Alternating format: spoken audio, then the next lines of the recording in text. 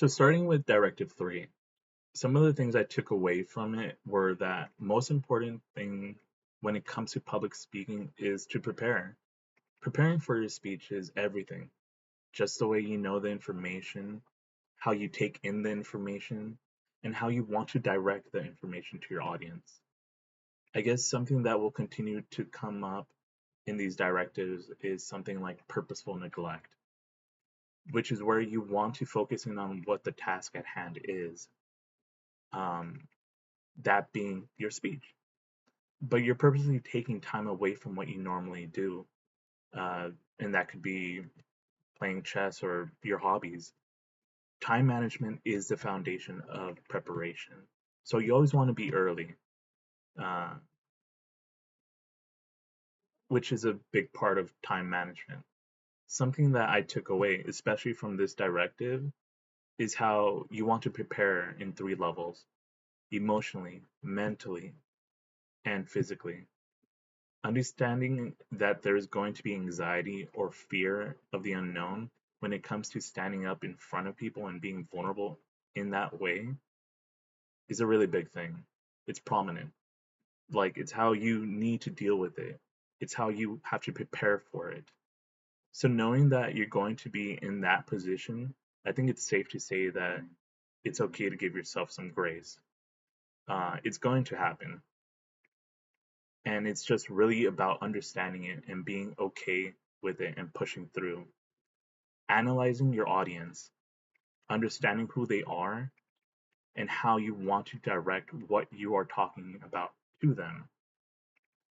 How to have them understand you and really get to the core of things in an effective way. And lastly, I think it's a really big one, uh, which is physical. It's basic. It's eating well, sleeping well, and exercising will help you overall, whether you have a speech or it's just your life. Um, Directive 4: a public speaker must have an organized mind. Something that came to me when I was watching and reading it is when it was said that the audience doesn't want to have to think. They want to be fed the information, uh, or what they are being told. I think that really resonated with me because more than anything, when I go to a public speaking event, I want to relax and learn something new. So for me to give that to somebody, I have to be ready and organized. And it all begins with the introduction. The introduction is the opportunity to make an impression. So the things that you'll want to avoid when making the first impression is avoiding cliches. You never want to introduce the introduction.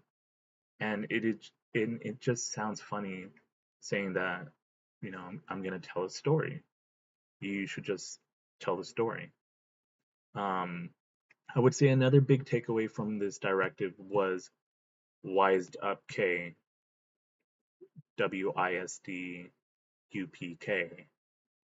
That stands for wisdom, insight, sense, discernment, understanding, prudence, knowledge. These are all things that you can live your life based on. Directive 5: a public speaker must offer a balance of emotion and logic to achieve credibility. To me, this makes a lot of sense. I would agree that being able to find empathy or add empathy into your speeches will go a long way because you can connect with your audience in a way that instills inclusion, leading to a way that you can achieve credibility. I think being able to connect with your audience is really important. As I am new to this public speaking class, I'm not completely aware of everything, but I would argue that that is one of the most important things in speech. Because if you can hook their attention, then how are you going, or more like if you can't hook their attention, then how are you going to be able to explain the logic behind your speech? But just as Professor Duane said, pathos plus logos equals ethos. You need the emotional plus the logical so you can get the ethical part of your speech. Another thing that caught my attention was the rhetorical question. When you ask the public a rhetorical question, it's like hooking them back into your speech, just in case you lost them. It really makes them think. Directive 6. A public speaker must commit to their performance. Here we learned about how performing well is 5% talent and 95% ability to follow directions. Here we go over 10 simple tips that can help us with our performance. Number 1 would be practice, practice, practice. And what that basically means is that whatever effort you put into your practice, it will equal or reflect your outcome. And you can base that in life too. Whatever amount of time you put into something, it will reflect. Just like as if you're trying to learn a new instrument. Whatever time you put into it will show in how you perform. I think a big one to remember is to be able to find happy faces and tune out the unhappy ones. Being able to see someone enjoy your speech, I think is just going to be a supporting reason as to why it is a good speech. It can help you carry on. And from there, you should be able to meet their gaze and really be able to communicate genuinely so you can connect with them. And that can mean pausing, making eye contact with them. I think that will help drive the message through.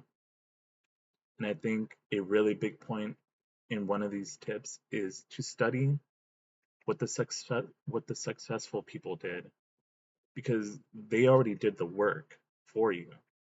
Now it's up to you to see if it works for you. And lastly, Directive 7. A public speaker must fully celebrate every opportunity to speak. The opportunity to invest time into sharpening your skill set is extremely important. As scary as it might seem for some people, sometimes even me, it is important to take the opportunity to speak up when given it.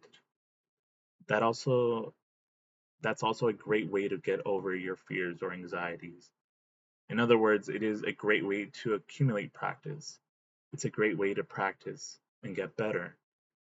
And over time, with trial and error, public speaking will be empowering, and it will carry over to your academics or your professional work and social opportunities. When I think of this, I think about how I wish I were more sociable. I wish I was more charismatic. But those things don't happen without practice or without the intention to be those things. So, in short, we have to take those opportunities to get what we want.